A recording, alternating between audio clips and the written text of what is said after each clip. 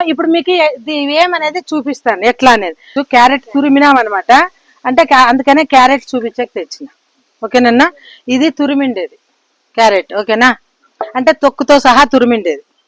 ఇది వచ్చేసి బెల్లం, ఇది అన్నం గంజి తయారు చేసిండేది. ఓకేనా, ఇది వచ్చేసి చెరువు మన్నన్న. సో ఇప్పుడు మనం ఏం చేస్తున్నామంటే, మనము ఎకరాకు మాట్లాడితే 4 కేజీలు క్యారెట్ అన్నము, 10 లీటర్ల నీళ్లు, కేజీ బియ్య పిండి, తర్వాత 2 కేజీలు మన్ను, లేదంటే 2 లీటర్ల ఆవు మూత్రము, లేదంటే 2 కేజీలు వర్మి కంపోస్ట్, అర్ధ కేజీ బెల్లం. ఇప్పుడు మనం మీకు చూపించేకేమంటే అందాజుగా కొద్ది కొద్దిగా తీసుకున్నాం. క్యారెట్ అనుకోండి తురిమినాము. సో ఇది గంజి కదా, అన్నం గంజి అనమాట. దీన్ని ఫస్ట్ వేసేద్దాం మనం.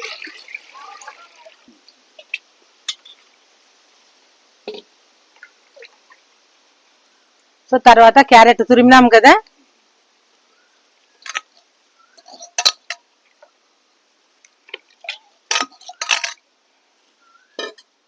సో బెల్లం ఎందుకు వాడతామంటే, దీంట్లో ఉండే సూక్ష్మ జీవులు డెవలప్ అయ్యాక, అభివృద్ధి అయ్యాయి, అంటే మనకి పోషకాలు పెరిగేకనమాట. సో ఇప్పుడు మన్ను, ఇది నల్ల మన్ను, చెరువు మట్టి.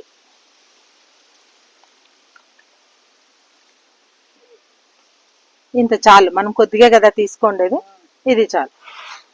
చూడండి ఇది ఎట్లా ఉంది మొన్న, మీకు తెలుసు కదా ఎంత దీంట్లో రాయి అనేది కనపడదు మనకి ఏమి. అందుకంటే చెరువు మన్ను పొలాలకు తోలి అంటే అంత సారం ఉంటుంది అని, భూసారం అనేది బాగా పెరుగుతుంది. సో ఇప్పుడు దీంట్లోకి మనము ఈ మన్ను, లేదంటే చూడండి మన్ను కూడా కరిగిపోయింది చూడండి.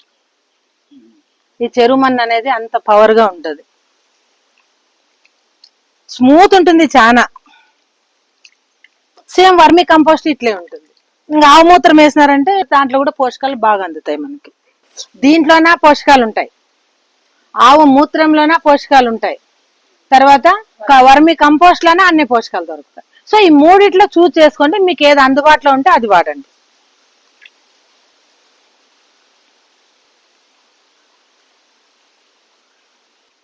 ఇంకా ఈ మన్ను ఇంకో రకం కూడా చెప్పినాను మీకు. మర్రి చెట్టు కింద మన్ను అన్న తీసుకోవచ్చు, రాగి చెట్టు, జువ్వి చెట్టు, ఏదన్నా పుట్ట మన్ను కూడా తీసుకోవచ్చు. లేదా అడవిలో మీరు పోయి వస్తుంటే మన పక్క అడవులు కొండలు దండిగా ఉన్నాయి, దాంట్లో మన్ను కూడా ఎడన్నా తీసుకొని కూడా మీరు రావచ్చు. దాంట్లో కూడా మనకి మంచి చేసే సూక్ష్మజీవులు దండిగా ఉంటాయి. మన్ను కూడా కరిగిపోయింది అంటే మనకి నిదానంగా 5-6 రోజులకి ఏమైతుందంటే, క్యారెట్ కూడా మీకు దొరకదు, దీంట్లో ఆల్రెడీ మిక్స్ అయిపోతుంది, మీకేం కనపడదు. మీకు కనపడితే రొంత ఏదో మన్ను కనపడవచ్చు, మన్ను కూడా బాగా కరిగి ఏదో గసెట్లేదు కింద కూర్చుంటుందండి. సో దీన్ని వడగట్టేసి మీరు స్ప్రే. ఇప్పుడు భూమికి వేయాలంటే 1:10, పంటకి వేయాలంటే 1:20, అవునా. సో సుమారుగా దీంట్లో మనకి ఎన్ని పోషకాలు ఇప్పుడు మీరు అనుకోవచ్చు ఇది ఏంది చెత్త చెదారం దీంట్లో ఉంటుందా అని. మనం పంటకు వేస్తేనే కదా దీన్ని తెలిసేది. రైతు అనే వ్యక్తి దీన్ని పాటిస్తే తప్ప ఏమి మనకి తెలియదు. చూడండి మనం కెమికల్ అయితే ఇట్లా ముట్టుకోగలమా చేత్తోనే, చేసే కయ్యలేదు కదా. పంట పెట్టినా 15 రోజుల నుంచి వాడొచ్చండి. 15, ఎందుకంటే అది జర్మినేషన్ వచ్చాకే 1 వారం అవుతుందా, కొంచెం ఇంత పైకి రాలా, తర్వాత 10 రోజులకి దాన్ని ఏరు కుదురుకోవాలా. సో తర్వాత మీరు వాడచ్చు. ఇది 15 రోజులు, ఇది ఏం మనకి డేంజర్ కాదు కదా. పంటను అభివృద్ధి చేసేది మాత్రం వాడుతాం. ఇది ఎన్పికే ద్రావణం అంటే నత్రజని, భాస్వరము, పొటాషియం ద్రావణము. ఈ విధంగా మనము తయారు చేసుకోవచ్చు. ఓకేనా. నమస్తే అందరికి.